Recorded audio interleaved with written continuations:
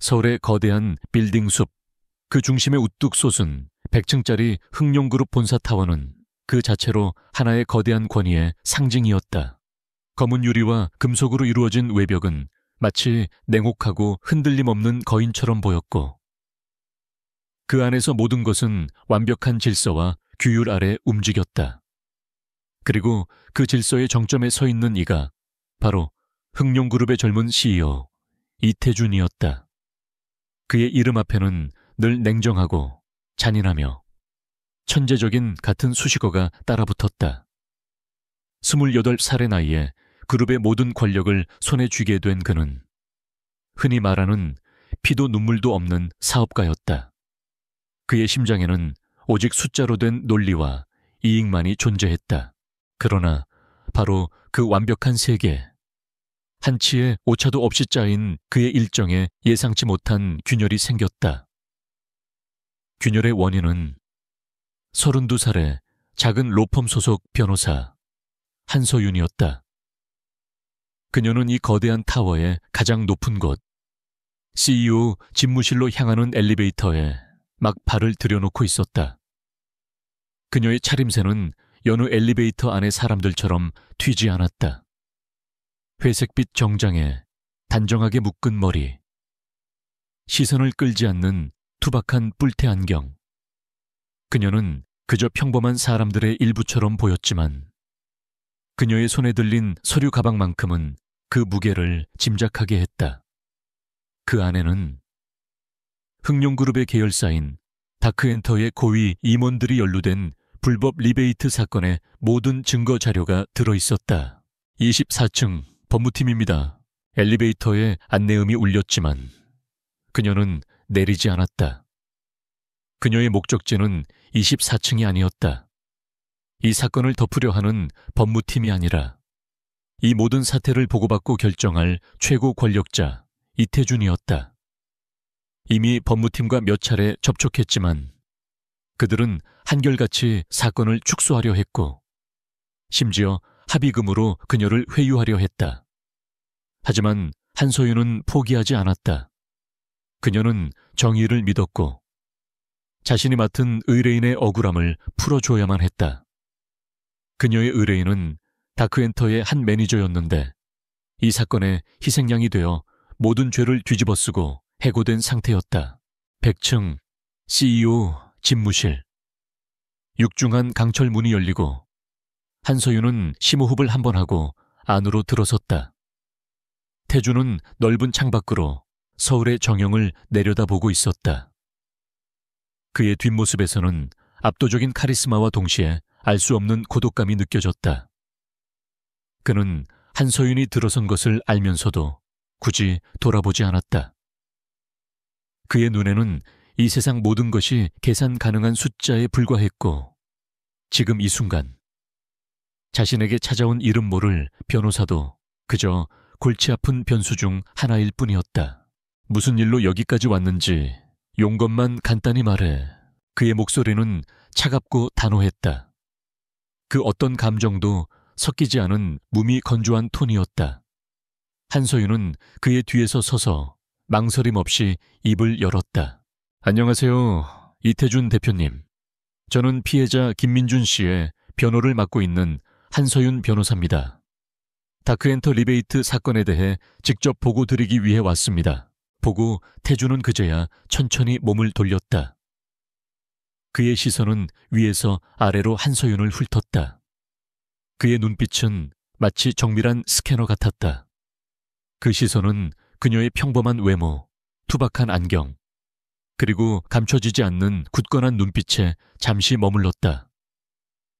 우리 법무팀이 알아서 처리할 일입니다. 당신이 직접 찾아올 필요는 없어요. 불필요한 행위입니다. 한서윤은 흔들리지 않았다. 그녀는 서류 가방에서 서류철을 꺼내 책상 위에 조용히 놓았다. 대표님, 법무팀은 사건의 본질을 외면하고 있습니다. 이 사건은 단순한 내부 비리가 아닙니다. 다크엔터의 박진우 이사가 주도한 조직적인 리베이트이자 횡령 사건입니다. 피해액은 약 300억 원에 달하고 관련된 인물들은 단순한 내부 직원이 아니라 그룹의 주요 임원들입니다. 그리고 그들은 이 사건을 무마시키기 위해 김민준 씨를 희생양으로 삼았습니다. 흥룡그룹의 명성에 심각한 타격을 줄 수 있는 일입니다. 한서윤의 목소리는 조용했지만 그 안에는 흔들리지 않는 확신이 담겨 있었다. 태주는 그녀의 말에 미세하게 표정을 굳혔다. 300억 원. 그에게는 큰 돈이 아니었지만 조직적인 비리라는 사실은 간과할 수 없는 문제였다. 특히 그가 박진우 이사를 신뢰하지 않았기 때문이기도 했다. 박진우 이사라. 태주는 나지막이 읊조렸다. 그는 박 이사의 탐욕을 알고 있었지만 그가 이토록 대담하게 일을 벌일 줄은 몰랐다.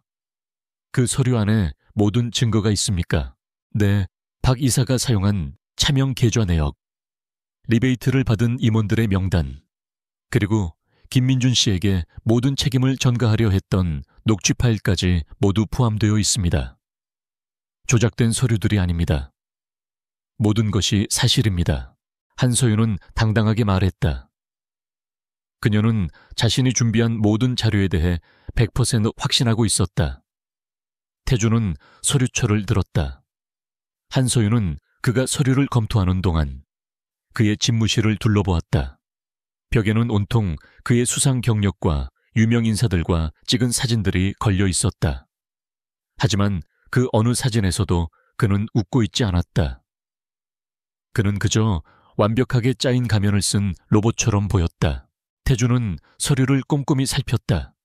그의 눈빛은 날카로웠고 모든 페이지를 단번에 꿰뚫어 보는 듯 했다. 그의 얼굴에는 감정의 변화가 없었지만 한서윤은 그의 눈빛이 미세하게 흔들리는 것을 포착했다. 그는 예상했던 것보다 훨씬 더 심각한 상황임을 깨달은 것 같았다. 당신은 왜 이 사건을 파헤칩니까? 합의금으로 이 정도면 충분히 만족했을 텐데. 태준의 질문에 한서윤은 고개를 들고 그를 똑바로 쳐다보았다. 제가 원하는 건 돈이 아닙니다. 정의입니다. 그리고 김민준 씨의 명예입니다. 그는 가족을 위해 최선을 다했던 가장이었고 부당하게 해고당했습니다. 저는 법률가로서 그의 억울함을 풀어줄 의무가 있습니다. 그녀의 대답에 태주는 아무 말도 하지 않았다. 그의 눈빛은 묘한 감정으로 가득 찼다. 정의, 명예, 그런 것들은 이미 오래전에 그의 세계에서 사라진 가치들이었다. 이익과 권력, 오직 그것만이 그의 삶을 지배해왔다. 그런데 지금 한서윤이라는 작은 변호사가 그의 앞에 서서 잊고 지냈던 가치들을 외치고 있었다. 이 서류는 내가 가져가지. 태주는 서류철을 집어들며 말했다. 대표님께서 직접 해결해 주시겠다는 말씀이십니까?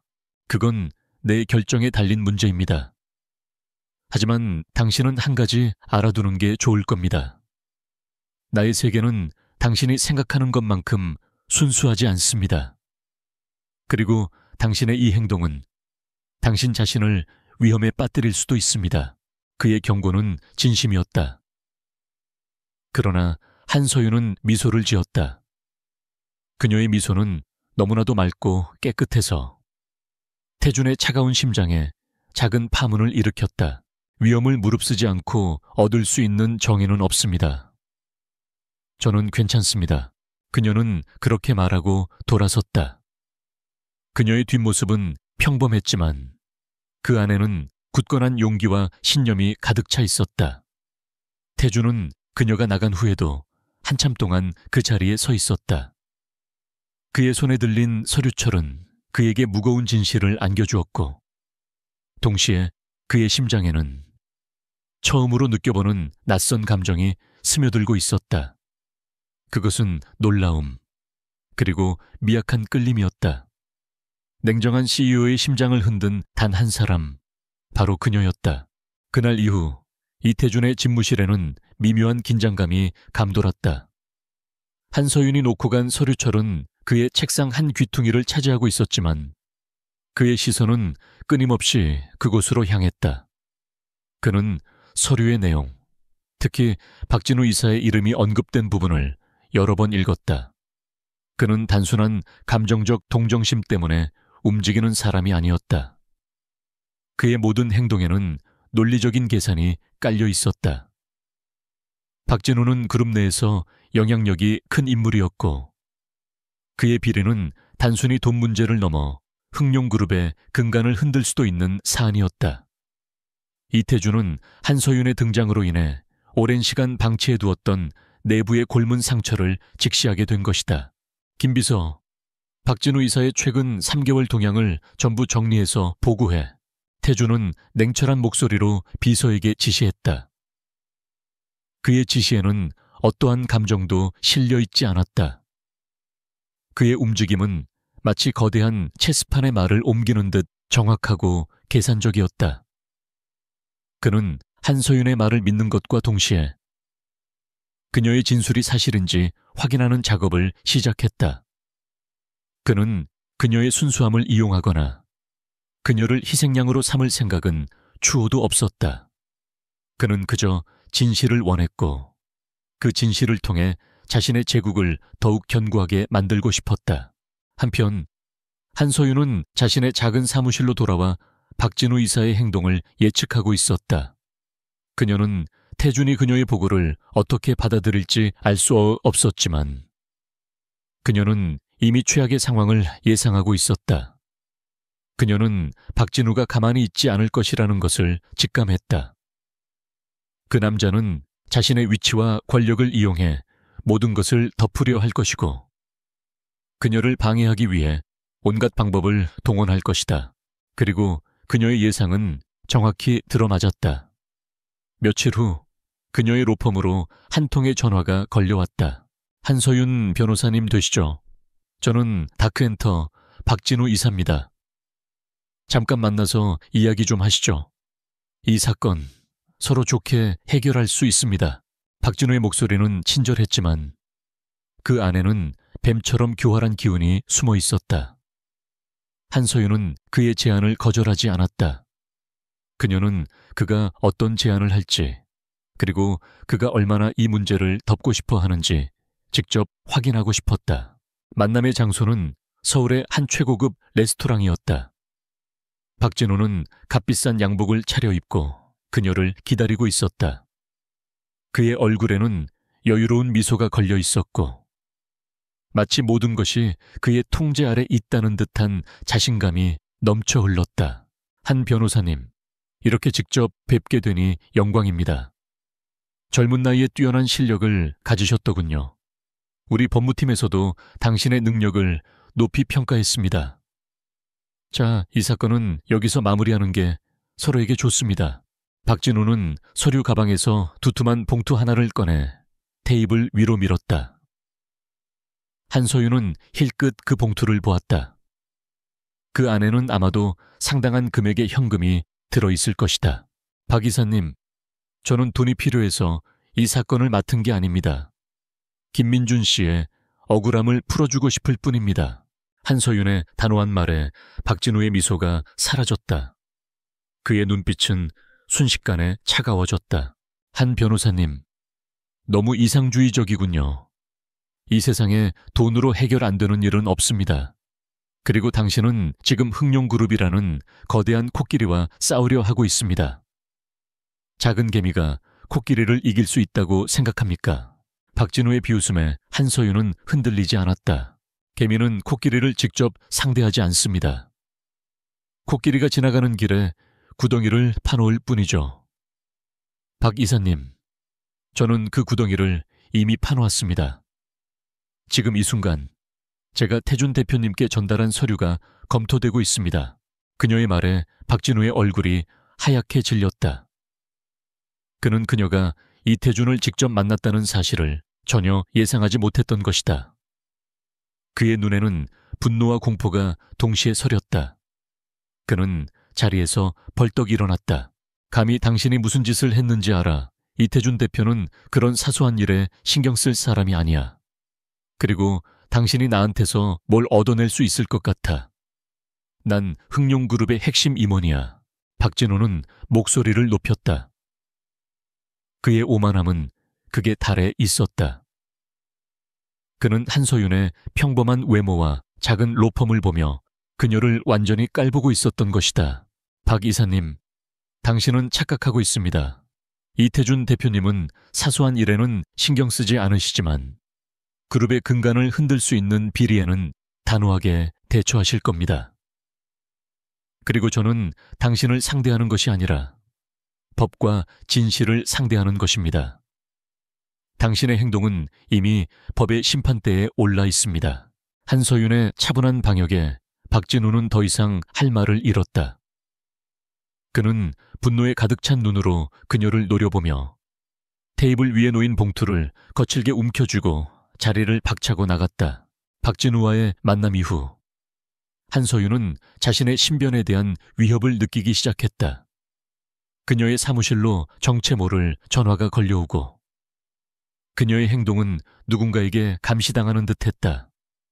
하지만 그녀는 멈추지 않았다. 그녀는 자신의 의뢰인인 김민준 씨를 만나 상황을 설명하고 추가적인 증거를 확보하기 위해 노력했다. 그녀의 노력은 결실을 맺었다. 그녀는 김민준 씨가 사건 발생 직후 작성했던 일기장과 박진우가 그에게 죄를 뒤집어 씌우려 했던 정황이 담긴 휴대폰 메시지들을 확보했다. 이 증거들은 그녀가 이미 태준에게 전달한 서류철의 내용에 더욱 무게를 실어주는 결정적인 자료들이었다.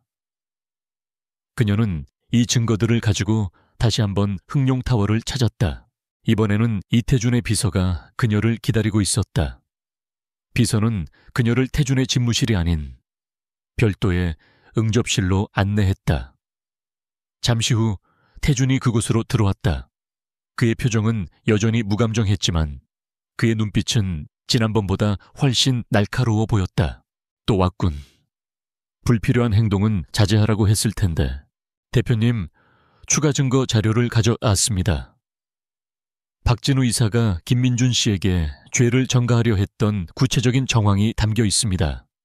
이 자료들은 당신의 결정을 더욱 확고하게 만들어 줄 것입니다. 한서윤은 망설임 없이 준비한 자료들을 테이블 위에 펼쳐놓았다. 태준은 말없이 그녀의 자료들을 훑어보았다. 그의 눈빛은 빠르게 내용을 스캔했다. 그가 자료를 검토하는 동안 한서윤은 그를 관찰했다. 그녀는 그가 겉으로는 냉혹하고 차가워 보이지만 그의 내면에는 어떤 종류의 복잡한 그림자가 드리워져 있다는 것을 느낄 수 있었다. 그때 태준의 휴대폰이 울렸다. 발신자는 박진우 이사였다. 태준은 전화를 받지 않았다. 그는 휴대폰을 무음으로 돌리고 다시 서류에 집중했다. 그 작은 행동은 한서윤에게 깊은 인상을 남겼다. 그가 박진우의 전화를 무시한 것은 단순한 오만함이 아니라 이미 박진우를 자신의 세계에서 배제하기 시작했다는 것을 의미했다.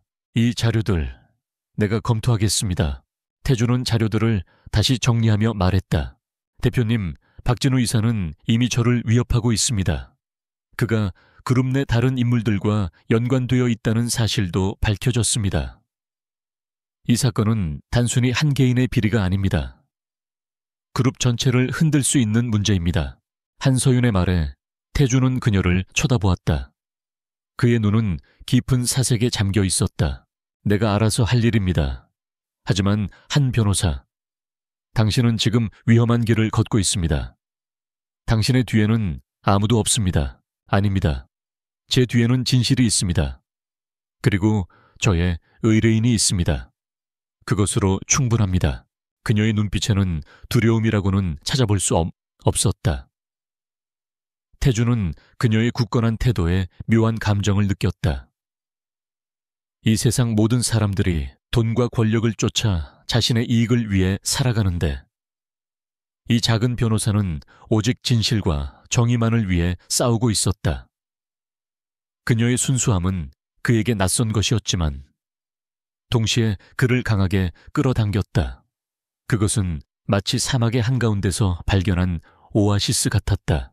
그녀가 응접실을 나선 후에도 태준은 한동안 그 자리에 앉아 있었다. 그의 손에는 한서윤이 가져온 서류들이 들려 있었다. 그는 이제 그녀의 말이 단순한 이상주의가 아니라 자신이 잊고 지냈던 어떤 중요한 가치라는 것을 어렴풋이 깨닫기 시작했다.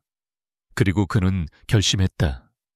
이 문제를 더 이상 방치할 수 없다고. 박진우의 오만함을 끝내고 그룹의 골문 부분을 도려내기로. 그리고 그 모든 결심의 중심에는 냉정하고 차가운 자신의 심장을 조금씩 흔들기 시작한 한서윤이라는 이름의 작은 변호사가 있었다. 이태준은 책상 위 서류철을 덮었다. 박진우 이사의 부패는 그가 예상했던 것보다 훨씬 더 뿌리 깊었다. 단순한 횡령과 리베이트를 넘어 그는 그룹 내 여러 임원들과 결탁하여 거대한 비자금 네트워크를 구축하고 있었다.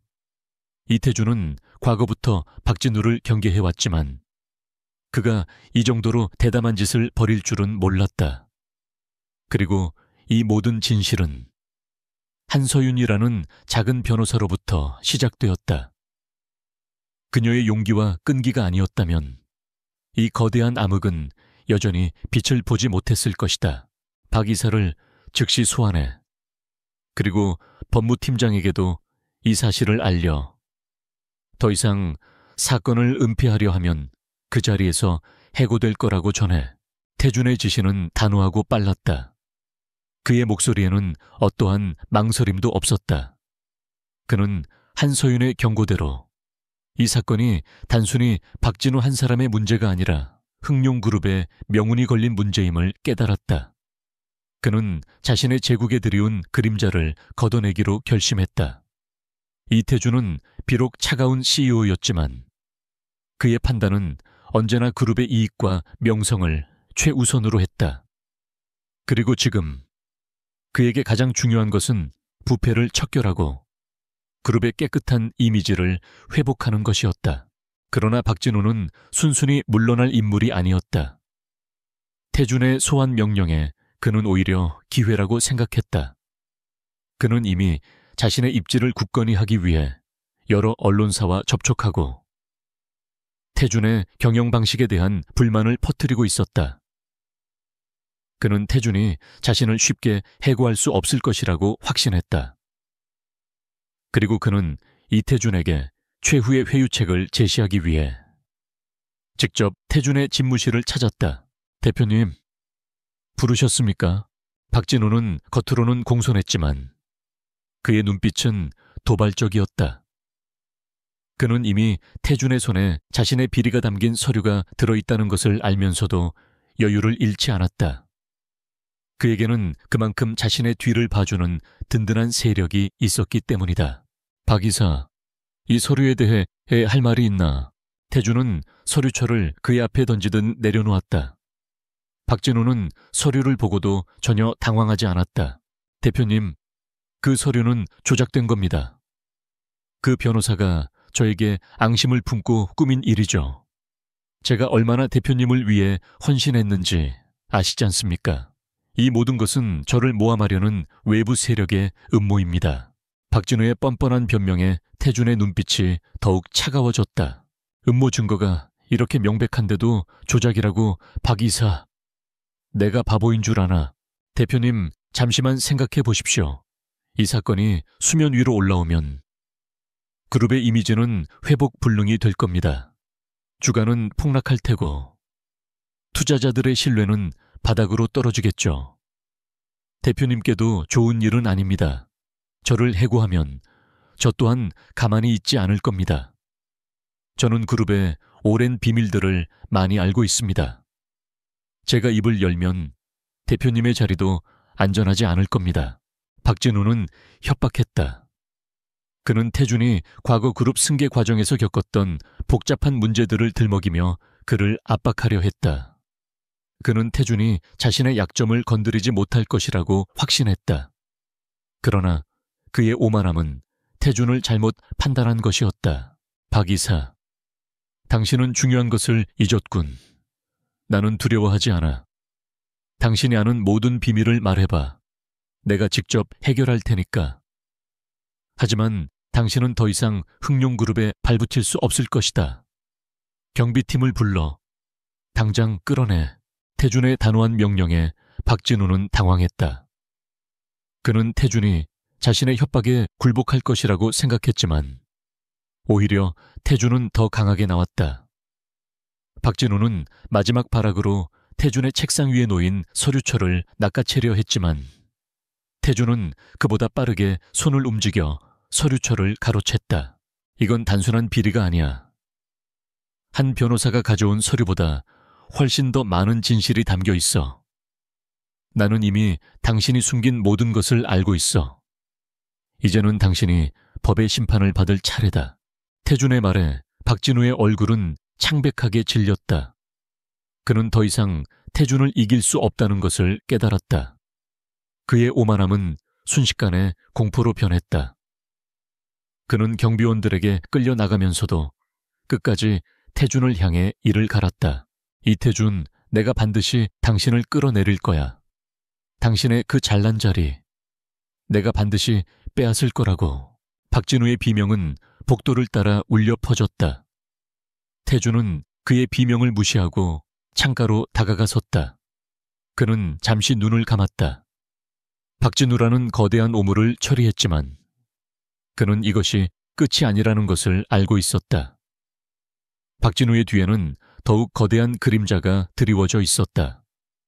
그리고 태준은 그 그림자를 걷어낼 준비를 해야 했다. 그의 마음속에는 한서윤의 얼굴이 떠올랐다. 그녀가 말했던 정의와 명예. 그는 그것이 무엇인지 온전히 이해하지 못했지만 그녀의 용기 덕분에 그는 자신이 해야 할 일을 정확히 알게 되었다. 그녀는 그에게 잊고 지냈던 가치를 상기시켜 주었다. 그리고 그는 그 가치를 지켜야만 했다. 그때 태준의 휴대폰이 울렸다. 발신자는 한서윤이었다. 그는 잠시 망설이다가 전화를 받았다. 안녕하세요. 한 변호사입니다.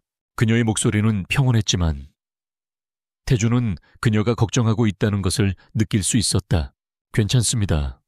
박 이사는 지금 경비팀에 의해 끌려나갔습니다. 당신의 서류는 큰 도움이 됐습니다. 태준의 말에 한서윤은 안도의 한숨을 쉬었다. 정말 다행이네요. 대표님께서 현명한 판단을 내리실 줄 알았습니다. 현명한 판단, 나에게 이익이 되는 판단을 내린 것뿐입니다. 하지만 당신의 도움은 인정하죠. 당신이 아니었다면 나는 이 곪은 상처를 더 오래 방치했을 겁니다. 저는 그저 제가 할 일을 했을 뿐입니다. 한서윤의 겸손한 말에 태준은 피식 웃음을 흘렸다. 그의 얼굴에 미소가 번진 것은 아주 오랜만의 일이었다. 한 변호사, 당신은 나를 놀라게 하는군요. 다음에 혹시 시간이 된다면 저녁 식사라도 한번 같이 하시죠. 감사의 표시입니다. 태준의 제안에 한서윤은 잠시 침묵했다. 그녀는 그가 왜 자신에게 이런 제안을 하는지 알 수 없었다. 그녀의 마음속에는 복잡한 감정이 교차했다. 그 남자는 세상에서 가장 차가운 사람이었지만 동시에 그녀에게 묘한 끌림을 주었다. 감사합니다. 하지만 저녁 식사는 괜찮습니다. 저는 그저 대표님께서 올바른 선택을 하셨다는 것에 만족합니다. 그녀의 거절에 태준의 얼굴의 미소는 사라졌지만 그는 실망하지 않았다. 오히려 그녀의 단호함이 그를 더욱 흥미롭게 만들었다. 그래도 좋습니다. 하지만 당신이 필요할 때 언제든지 연락하십시오. 내 번호는 당신에게만 열려 있을 테니. 그의 말은 단순한 비즈니스 관계를 넘어선 무언가를 내포하고 있었다. 한서윤은 그의 말에 묘한 기분을 느꼈다. 이태준이라는 거대한 존재가 자신이라는 작은 사람에게 마음을 열기 시작한 것일까? 그녀는 그와 자신의 관계가 앞으로 어떻게 변화할지 알 수 없었지만 한 가지는 확실했다. 그들의 인연은 이제 막 시작되었다는 것이다. 박진우 이사가 끌려나간 후 흥룡그룹은 조용하지만 격렬한 폭풍의 중심에 놓였다. 언론은 박 이사의 횡령 혐의와 태준의 단호한 조치에 대해 연일 보도했고 태준은 이 기회를 놓치지 않고 그룹의 투명성을 강조하며 정면 돌파를 선택했다. 그는 한서윤이 건네준 자료를 바탕으로 내부 감사팀을 꾸렸고 박진우와 결탁했던 모든 임원들을 숙청했다. 이 과정에서 그룹의 이미지는 잠시 흔들렸지만 태준의 단호함과 신속함 덕분에 투자자들의 신뢰를 오히려 더 얻게 되었다. 이태준은 그 어느 때보다 바쁜 나날을 보냈지만 그의 머릿속 한편에는 늘 한서윤의 존재가 맴돌았다. 그녀의 용기, 그리고 정의에 대한 흔들리지 않는 신념이 그에게 깊은 인상을 남겼다. 그는 그녀의 단순한 부탁을 넘어 그녀가 믿는 가치가 무엇인지 더 알고 싶었다. 그리고 그는 자신의 행동이 단순한 비즈니스적 판단을 넘어 그녀에게 인정받고 싶다는 미묘한 욕망에서 비롯되었음을 어렴풋이 느끼기 시작했다. 며칠 후 태준은 오랜만에 서울 교회에 위치한 한 자신의 별장을 찾았다. 그곳은 그에게 유일하게 휴식을 주는 공간이었다. 별장 벽에는 어린 시절의 그의 가족 사진들이 걸려 있었다. 환하게 웃고 있는 아버지, 자애로운 어머니, 그리고 해맑게 웃고 있는 어린 태준. 하지만 그 웃음은 오래가지 못했다. 아버지의 사업이 부도가 나고 어머니는 충격을 이기지 못해 병석에 눕게 되었다. 태준은 가족의 몰락을 지켜보며 모든 것을 잃었다. 그리고 그 과정에서 그는 인간의 나약함과 배신, 그리고 세상의 냉혹함을 깨달았다. 그는 다시는 약해지지 않겠다고, 오직 힘과 권력만이 자신과 사랑하는 사람들을 지킬 수 있다고 굳게 믿었다. 그래서 그는 지금의 흥룡그룹을 만들었고 냉혹한 가면을 쓰고 살았다. 태준은 사진을 바라보며 깊은 생각에 잠겼다. 그때 그의 전화가 울렸다. 발신자는 한서윤이었다. 그의 심장이 미세하게 두근거렸다. 그는 그녀의 전화를 받을지 잠시 망설이다가 이내 전화를 받았다. 대표님, 혹시 지금 통화 괜찮으십니까? 네, 괜찮습니다. 무슨 일이죠? 태준의 목소리는 평소처럼 차분했지만 한서윤은 그의 목소리에서 미세한 변화를 감지했다. 박진우 이사가 저를 명예훼손 혐의로 고소했습니다. 그리고 언론에 제가 태준 대표님을 협박하여 돈을 요구했다고 거짓 정보를 흘렸습니다. 제 주변 사람들이 위험에 처할까봐 걱정됩니다. 한서윤의 목소리는 불안함으로 가득 차 있었다. 박진우는 모든 것을 잃고도 끝까지 그녀에게 복수하려 했던 것이다.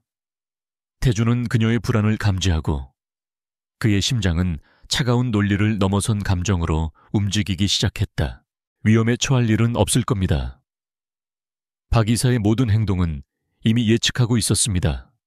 걱정하지 마십시오. 내가 알아서 처리할 겁니다. 태준은 단호하게 말했다. 그의 목소리에서 느껴지는 확신은 한서윤에게 큰 위안이 되었다. 대표님, 감사합니다. 한 변호사. 당신은 이제 더 이상 혼자가 아닙니다. 내가 당신을 보호할 겁니다. 태준의 말에 한서윤은 놀라움을 금치 못했다.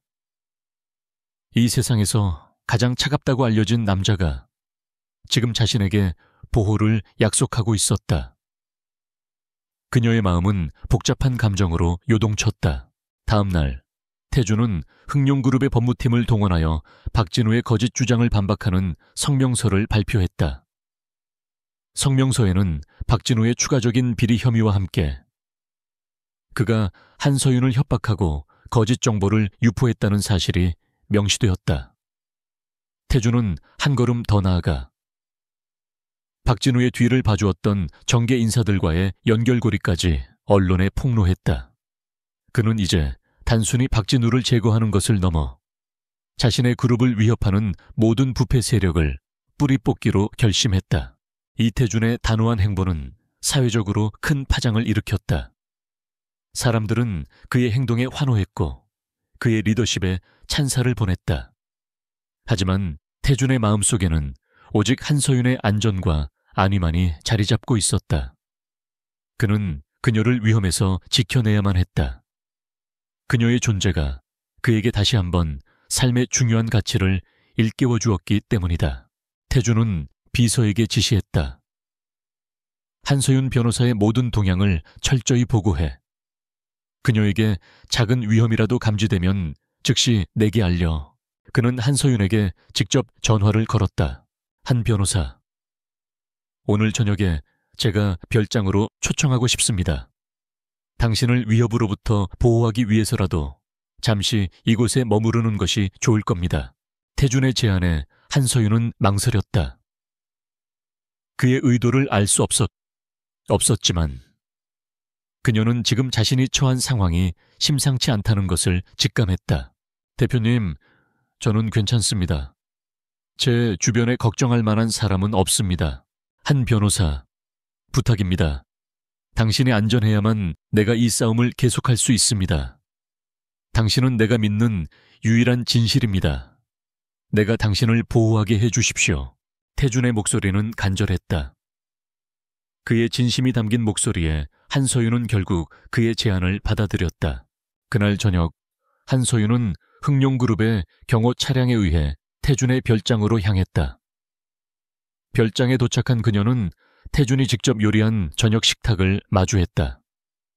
그의 요리는 꽤나 서툴렀지만 그에게서 느껴지는 따뜻함은 그녀의 마음을 녹였다. 그들은 서로의 과거에 대해 이야기하며 밤을 지새웠다. 태준은 그녀에게 자신의 가족 이야기를, 그리고 자신이 왜 그렇게 차갑게 변해야만 했는지 털어놓았다. 한서윤은 그의 이야기를 들으며 그의 차가운 외면 속에 숨겨진 상처와 고독을 보았다. 그녀는 그의 어깨에 살포시 손을 올리고 위로했다. 대표님, 당신은 혼자가 아닙니다. 당신은 용감한 사람입니다. 그리고 당신에게는 제가 있습니다. 그녀의 말에 태준은 그녀의 손을 잡았다. 그녀의 따뜻한 온기가 그의 차가운 심장에 스며들었다. 그는 그녀의 손을 놓지 않았다. 한서윤이라는 작은 존재가 이 세상 모든 것을 가졌지만 아무것도 갖지 못했던 이태준의 상처를 치유하기 시작했다. 그리고 태준은 깨달았다. 그가 찾던 진정한 힘은 돈과 권력이 아니라 바로 그녀의 따뜻한 손에 있었다는 것을. 태준의 별장에서 보낸 밤은 한서윤에게도 그리고 태준에게도 잊을 수 없는 시간이었다.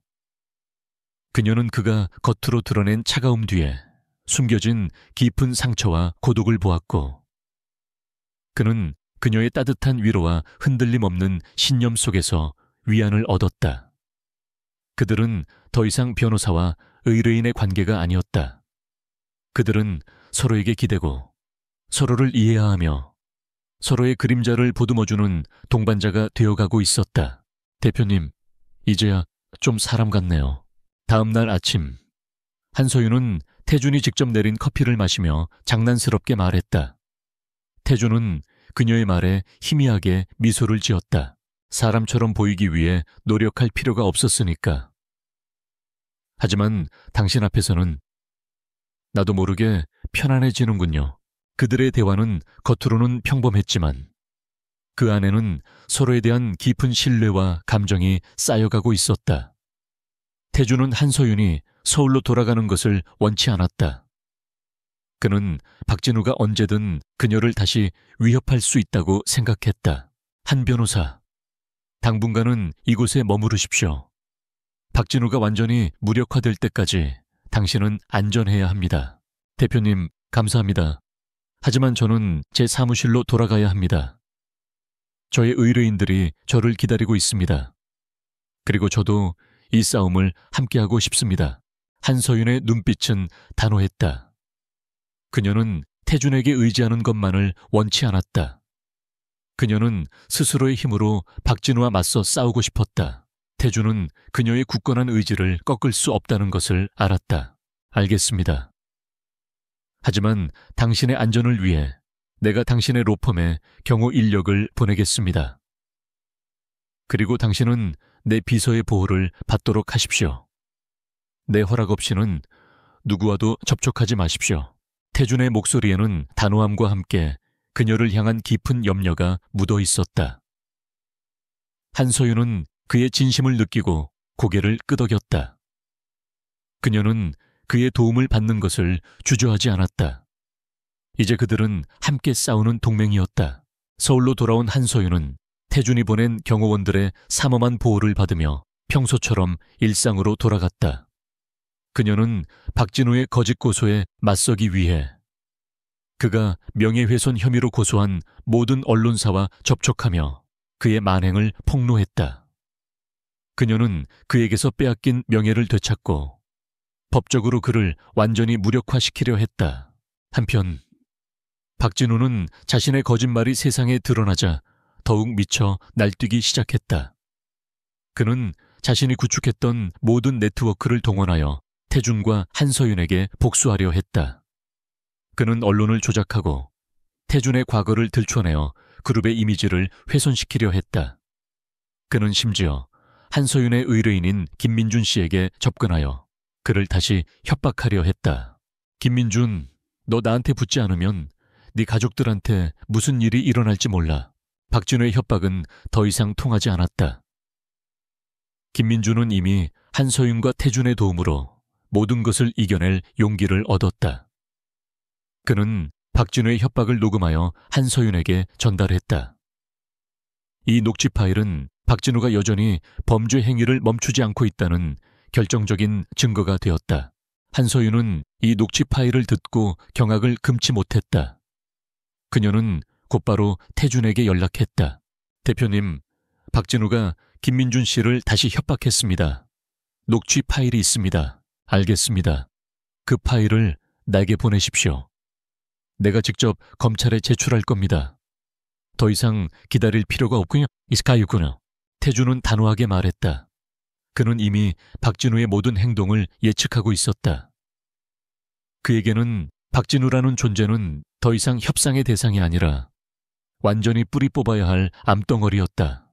이태준은 직접 검찰을 찾아가 박진우의 횡령, 리베이트, 그리고 협박 혐의에 대한 모든 증거 자료를 제출했다. 그는 흥룡그룹의 CEO로서 박진우가 저지른 모든 범죄에 대해 그룹 차원에서 책임을 지고 철저한 내부 감사를 통해 재발 방지에 노력할 것을 약속했다. 그의 진정성 있는 태도는 검찰과 언론의 신뢰를 얻었고 박진우는 더 이상 도망갈 곳이 없게 되었다. 결국 박진우는 검찰에 체포되었다. 그는 자신이 갇힌 차 안에서 끝까지 태준과 한서윤을 향해 이를 갈았다. 이태준, 한서윤 내가 반드시 돌아올 거야 두고 보자고. 그의 절규는 공허하게 울려 퍼졌다. 태준과 한서윤은 TV 뉴스를 통해 박진우가 체포되는 모습을 지켜보았다. 그들의 얼굴에는 안도와 동시에 묘한 감정이 교차했다. 그들은 이 모든 싸움을 함께 이겨냈다. 대표님, 이제야 좀 마음이 놓이네요. 나도 그렇습니다. 한 변호사가 아니었다면 나는 이 모든 것을 혼자 감당해야 했을 겁니다. 당신은 내게 큰 힘이 되어 주었습니다. 태준의 말에 한서윤의 얼굴에는 미소가 번졌다. 그녀는 그가 자신을 단순한 도움을 준 사람으로 생각하는 것이 아니라 진정한 동반자로 인정하고 있음을 느꼈다. 대표님, 이제야말로 저녁 식사 괜찮으십니까? 한서윤의 말에 태준은 환하게 웃었다. 그의 웃음은 그 어느 때보다도 따뜻하고 진심이 담겨 있었다. 그들은 함께 저녁 식사를 하러 갔다. 그들은 그날 밤 더 이상 비즈니스 관계에 대한 이야기를 나누지 않았다. 그들은 서로의 미래에 대해 그리고 함께 만들어갈 새로운 세상에 대해 이야기했다. 그들은 공통의 목표를 위해 함께 싸우며 서로의 깊은 내면을 들여다보았다. 이태준은 한서윤을 통해 정의와 사랑의 가치를 배웠고 한서윤은 태준을 통해 세상의 어둠과 맞설 용기를 얻었다. 그들은 이제 단순한 동맹이 아니라 서로에게 없어서는 안 될 존재가 되었다. 그들의 사랑은 이 거대한 폭풍 속에서 피어난 한 송이의 아름다운 꽃과 같았다. 박진우의 체포는 흥룡그룹 내부를 정화하는 첫걸음에 불과했다. 이태준은 박진우가 횡령한 비자금의 흐름을 추적하면서 그가 혼자서 이 모든 일을 벌인 것이 아니라는 확신을 굳혔다. 박진우의 뒤에는 거대한 그림자가 드리워져 있었고 그 그림자는 단순히 돈을 탐하는 개인의 욕심을 넘어 그룹의 근간을 뒤흔들려는 거대한 음모의 일부였다. 김비서, 박진우가 비자금을 빼돌린 경로를 다시 추적해 특히 해외 법인과 연관된 자금 흐름에 집중해 태준의 지시는 날카로웠다. 그는 박진우가 검찰의 모든 것을 털어놓지 않았을 것이라 짐작했다. 그의 탐욕과 오만함은 그가 끝까지 자신의 네트워크를 숨기려 할 것이라는 것을 의미했다. 태준은 한서윤이 가져온 서류와 그가 직접 확보한 추가 증거들을 면밀히 분석했다. 그러던 중 그는 한 가지 흥미로운 사실을 발견했다. 박진우가 사용한 차명 계좌 중 하나가 이미 사망한 이태준의 아버지 이민철 회장의 전직 고문 변호사였던 김명수 변호사의 이름과 연결되어 있었다. 김명수 변호사는 태준의 아버지가 세상을 떠나기 전까지 가장 신뢰했던 인물이었다. 태준은 그가 자신의 아버지에게 진심으로 충성했다고 믿어 의심치 않았다. 하지만 지금 이 순간 박진우의 비자금이 김명수의 이름으로 된 계좌를 통해 흘러갔다는 사실은 태준에게 큰 충격을 주었다. 김명수 변호사, 그가 아직 살아있다는 건가? 태준은 나지막이 읊조렸다. 김명수 변호사는 이민철 회장이 사망한 직후 해외로 이주했다는 소문만 남기고 종적을 감췄다. 태준은 그의 죽음을 확신했지만 지금 이 자금 흐름은 그의 죽음이 거짓일 수도 있다는 것을 암시했다. 태준은 곧바로 한서윤에게 연락했다. 한 변호사, 중요한 사실을 발견했습니다. 박진우의 비자금 일부가 아버지의 전 고문 변호사였던 김명수 변호사의 이름으로 된 계좌로 흘러 들어갔습니다. 그가 아직 살아있을 가능성이 있습니다. 한서윤은 태준의 말에 놀라움을 금치 못했다. 이 사건은 그녀가 처음 생각했던 것보다 훨씬 더 복잡하고 거대한 음모로 확장되고 있었다. 대표님, 그럼 그 김명수 변호사가 박진우의 배우일 수도 있다는 말씀이십니까? 가능성이 높습니다.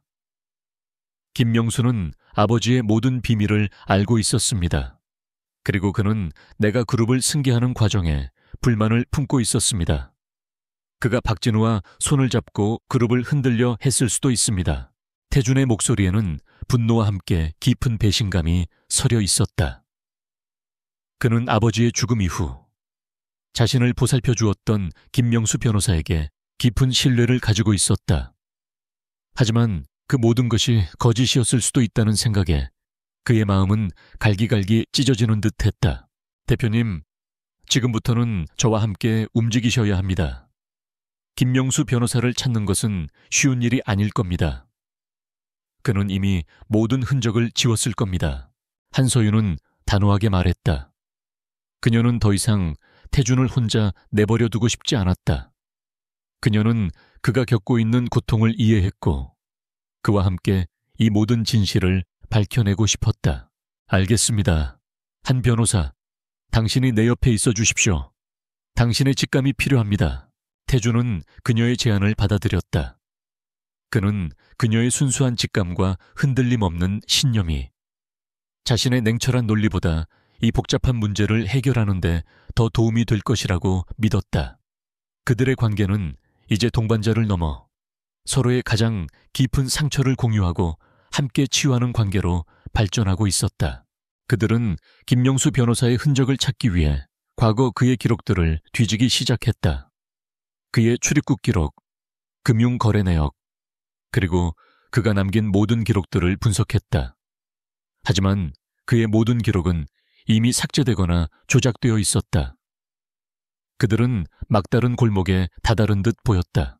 그때 한서윤은 태준의 아버지 이민철 회장이 생전에 남긴 한 통의 편지를 발견했다. 그 편지는 이민철 회장이 김명수 변호사에게 보내는 마지막 편지였다. 편지에는 김명수 변호사에게 감사를 표하는 내용과 함께 의미심장한 문구가 적혀 있었다. 명수야, 만약 이 편지를 읽는다면 네가 내 곁에 없는 것에 대해 나는 슬퍼하지 않겠다. 너는 이제 자유롭게 살아가렴. 네가 가고 싶어 했던 그곳, 푸른 바다의 작은 집에서. 푸른 바다의 작은 집. 이민철 회장이 김명수 변호사에게 말했던 그 장소는 단순한 별장이 아니었다. 그것은 태준의 아버지가 김명수 변호사와 함께 꿈꿨던 은퇴 후의 삶이었다. 그리고 그 장소는 바로 태준이 어린 시절 가족들과 함께 행복한 시간을 보냈던 곳이었다. 하지만 태준은 부도가 난 후 그곳을 잊어버리고 있었다. 태준은 눈물을 흘렸다. 그의 아버지는 김명수 변호사의 배신을 이미 알고 있었던 것일까? 그는 김명수 변호사를 놓아주면서 그에게 마지막 기회를 주었던 것일까? 태준은 아버지가 남긴 마지막 메시지를 통해 과거의 상처와 진실을 마주하게 되었다. 그리고 그는 깨달았다. 자신의 아버지는 그에게 오직 힘과 권력만을 남겨준 것이 아니라 사람을 믿고 용서하는 법을 가르쳐주려 했다는 것을. 한서윤은 태준의 눈물을 닦아주었다. 대표님, 당신의 아버지는 당신을 믿으셨습니다. 그리고 이 모든 것을 해결할 수 있는 열쇠를 당신에게 남겨주셨습니다. 그들의 눈빛은 서로에게 닿았다. 그들은 더 이상 과거의 상처에 갇혀 있지 않았다. 그들은 함께 미래를 향해 나아갈 용기를 얻었다. 그들은 푸른 바다의 작은 집으로 향했다. 그곳에서 그들은 잃어버렸던 진실과 함께 새로운 희망을 발견할 것이다. 그리고 그곳에서 그들은 태준의 아버지가 그들에게 남긴 마지막 유산을 찾을 것이다. 푸른 바다의 작은 집은 태준의 기억 속에만 존재하던 곳이었다. 어린 시절 가족들과 함께 웃고 떠들며 행복한 시간을 보냈던 추억의 장소. 하지만 부도 이후 그곳은 그의 머릿속에서 지워져 버렸다.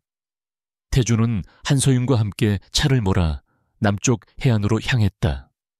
그들은 아무도 모르게 오직 자신들만의 힘으로 진실을 찾기로 결심했다.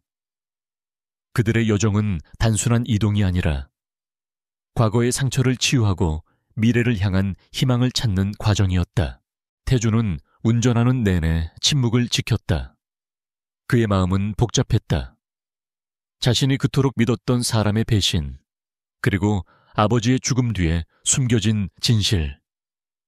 이 모든 것이 그를 다시 한번 깊은 고독 속으로 밀어 넣으려 했다. 그때 한서윤이 그의 손을 잡았다.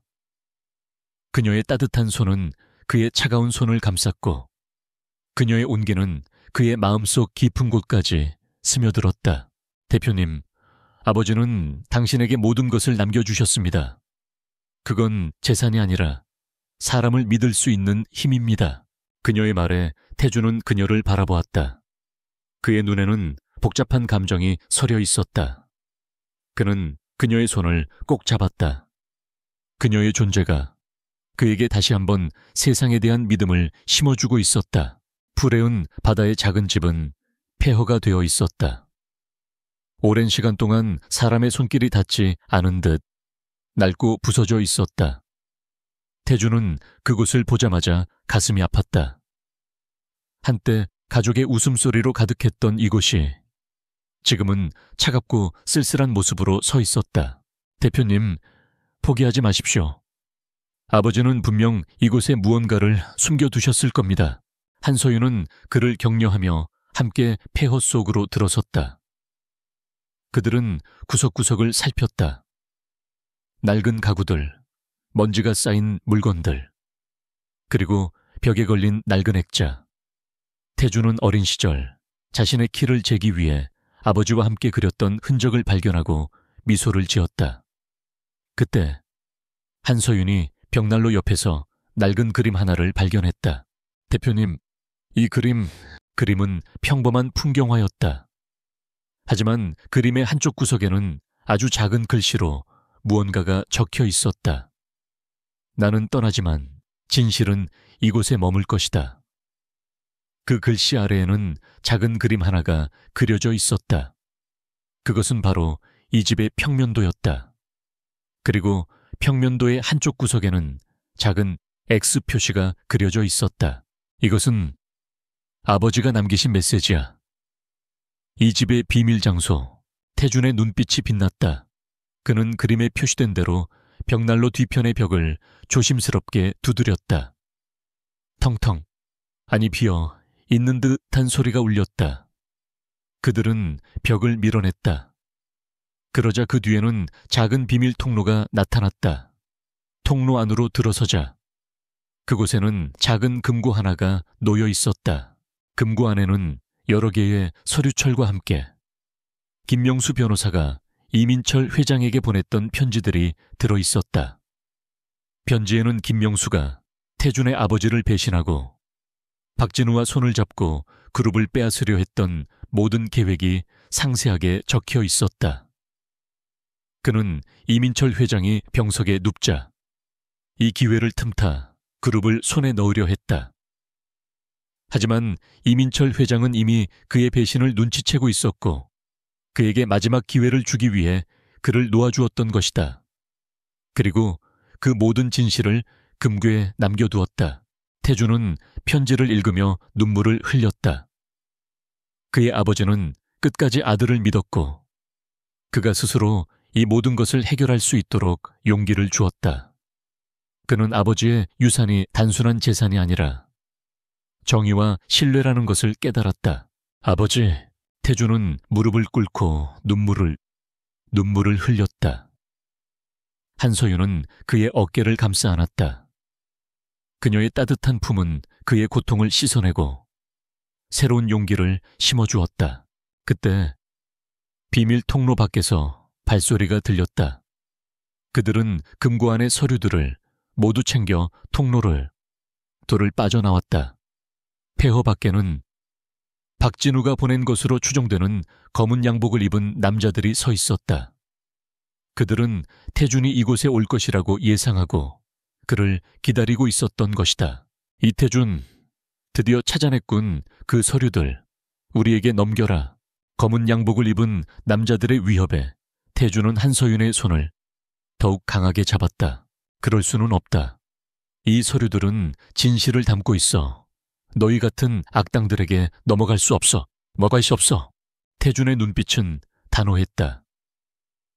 그는 더 이상 과거의 그가 아니었다.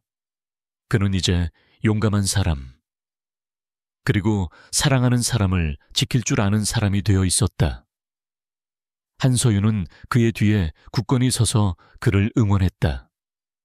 그들은 함께 이 거대한 그림자와 맞서 싸울 준비를 마쳤다. 이태준은 과거의 상처를 극복하고 새로운 힘과 용기를 얻었다.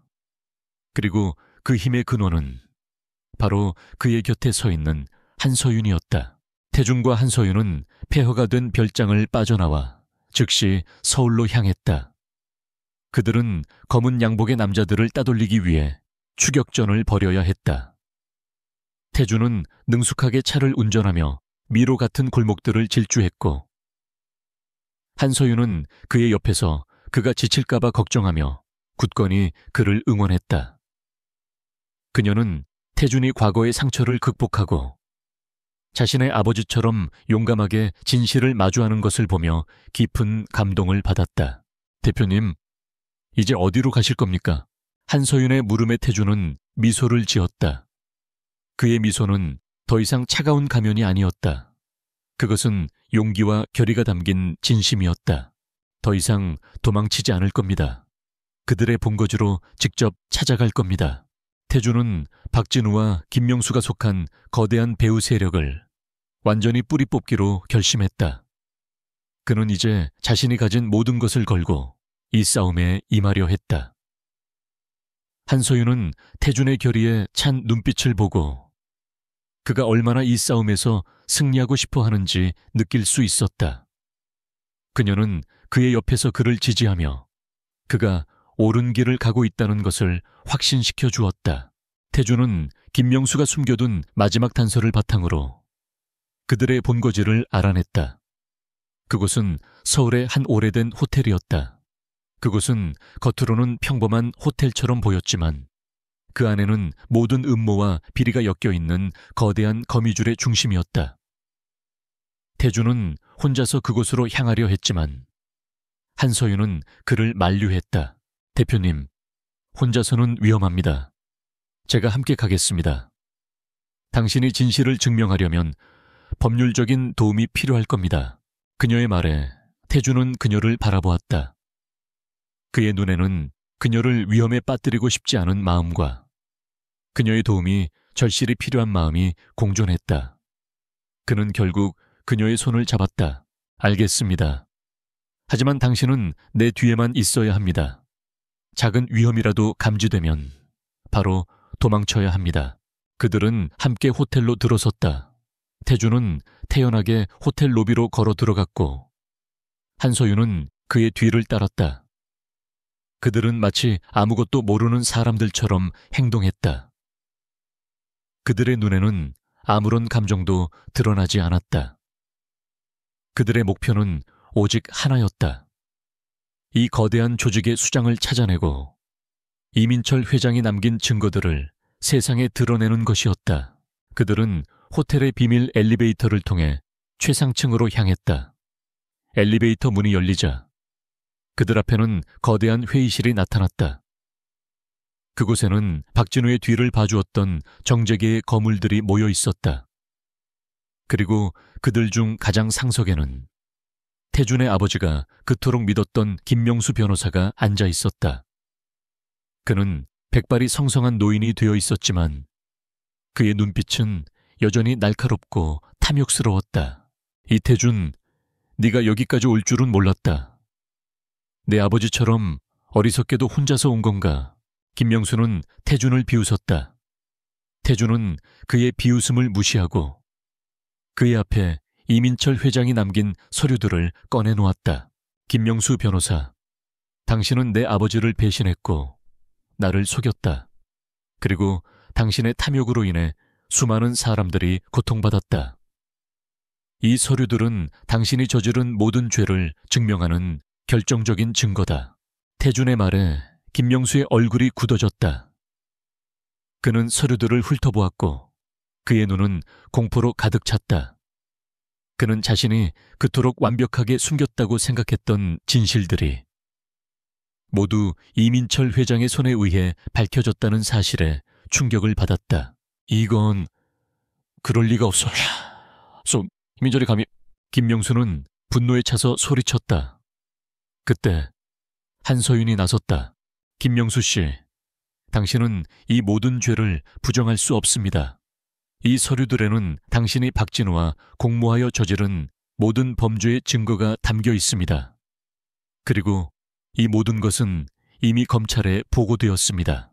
한서윤의 말에 김명수는 물론 회의실에 모여있던 모든 사람들이 경악했다. 그들은 자신들의 모든 것이 끝났다는 것을 직감했다.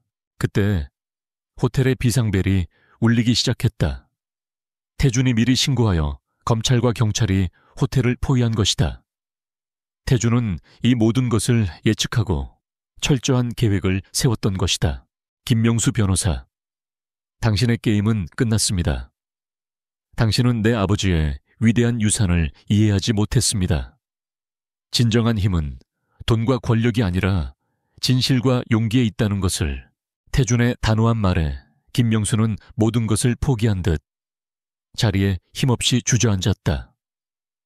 그는 자신이 평생을 걸고 쌓아왔던 모든 것이 한때 자신이 무시했던 이태준과 한서윤이라는 두 사람에 의해 무너졌다는 사실을 깨달았다. 태준은 김명수를 바라보며 그의 눈에 맺힌 눈물을 보았다. 그것은 승리의 기쁨이 아니라 자신의 아버지가 겪었을 고통과 배신감에 대한 슬픔이었다. 한서윤은 그의 손을 잡고 위로했다. 그들은 함께 이 모든 것을 이겨냈다. 그들의 사랑은 이 모든 혼란과 위기 속에서 더욱 강해지고 있었다. 김명수 변호사와 그의 배후 세력이 체포된 후 흥룡그룹은 마침내 평화를 되찾았다. 언론은 태준의 용감한 행동과 그의 아버지 이민철 회장이 남긴 위대한 유산에 대해 대대적으로 보도했다. 태준은 기자회견을 열어 그룹의 과거 비리에 대해 솔직하게 사과하고 앞으로 그룹의 투명성과 윤리 경영을 최우선으로 할 것을 약속했다. 그의 진정성 있는 태도는 대중의 신뢰를 회복시켰고 흥룡그룹의 주가는 연일 상승세를 기록했다. 이 모든 폭풍이 지나간 후 태준은 한서윤과 함께 조용한 시간을 보냈다. 그들은 더 이상 사건에 대해 이야기하지 않았다. 그들은 서로의 눈을 바라보며 말없이 서로의 마음을 읽었다. 태준은 그녀에게 감사의 마음을 전하고 싶었지만 어떤 말로도 그녀의 존재가 자신에게 얼마나 큰 의미인지 표현할 수 없었다. 한 변호사, 당신이 아니었다면 나는 이 모든 것을 혼자 감당해야 했을 겁니다. 당신은 나를 구원해 주었습니다. 태준의 진심 어린 고백에 한서윤은 미소를 지었다. 대표님, 당신이 스스로의 힘으로 진실을 마주했기 때문입니다. 저는 그저 당신이 걷는 길에 작은 빛을 비추었을 뿐입니다. 그녀는 태준의 손을 잡았다. 그녀의 따뜻한 손은 여전히 그의 차가운 심장을 녹였다.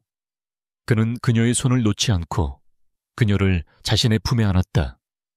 그는 그녀의 품에서 비로소 진정한 평화를 느낄 수 있었다. 이제야 좀 편안해지는군요. 그동안 많이 힘드셨죠? 한서윤의 부드러운 목소리에 태준의 눈가에는 눈물이 맺혔다. 그는 자신의 나약함을 보이고 싶지 않았지만 그녀의 따뜻한 위로에 그의 마음은 무너졌다. 그는 그녀의 품에 안겨 잃어버렸던 가족의 따뜻함과 사랑을 느꼈다. 그날 이후 태준은 이전의 냉정하고 차가운 CEO의 모습에서 벗어나기 시작했다. 그는 직원들에게 더 많이 다가가고 그들의 목소리에 귀를 기울였다.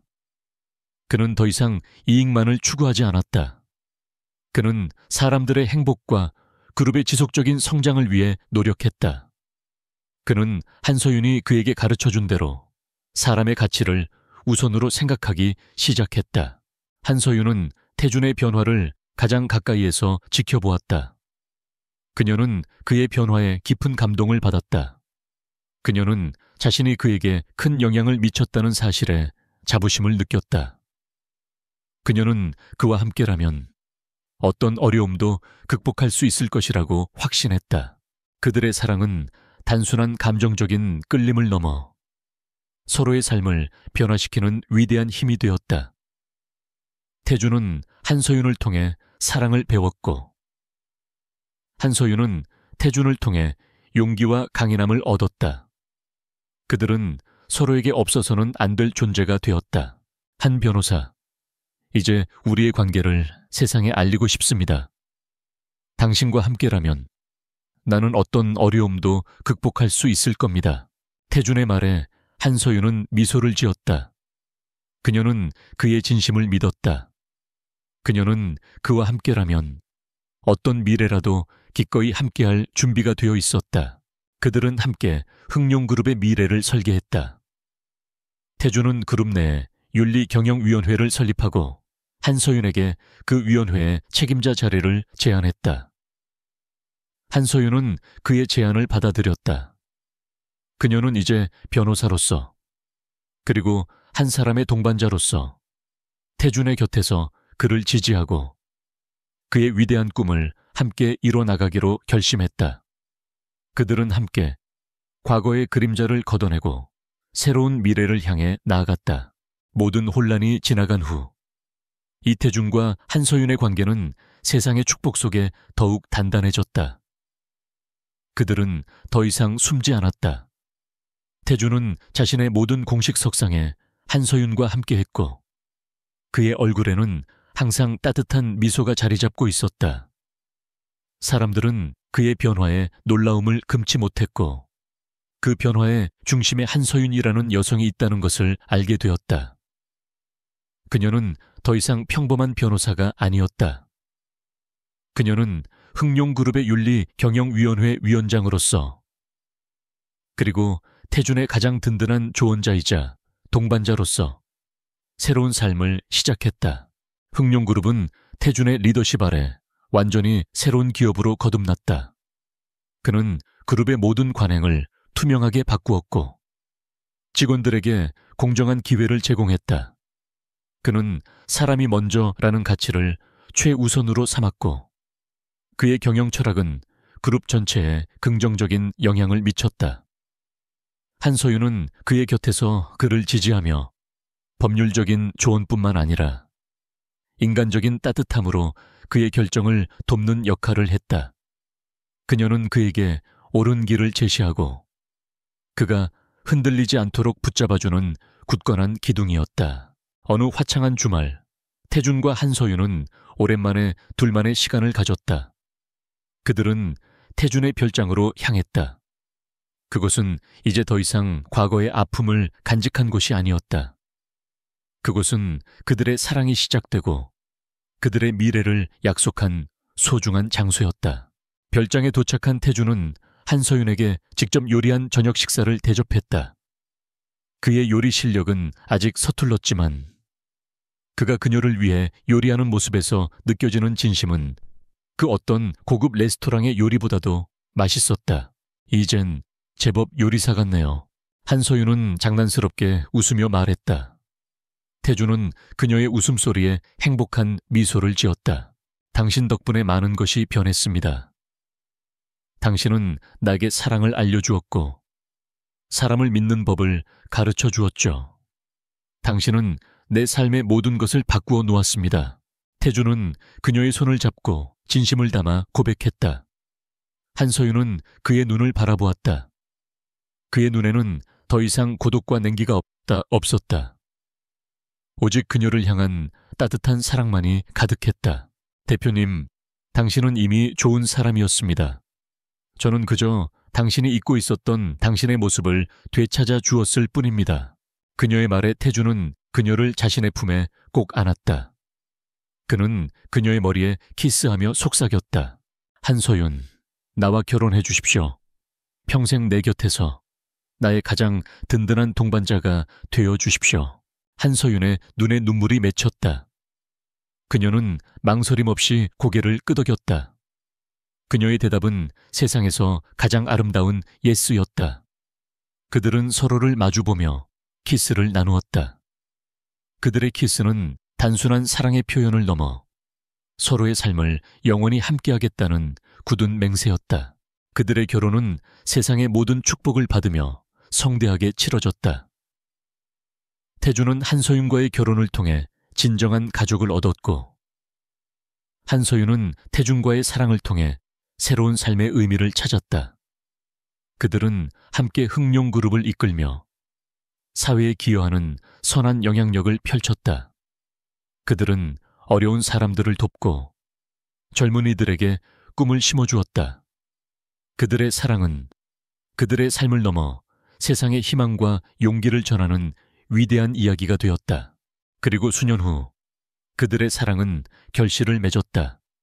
태준과 한서윤은 자신들을 꼭 닮은 사랑스러운 아이를 얻었다.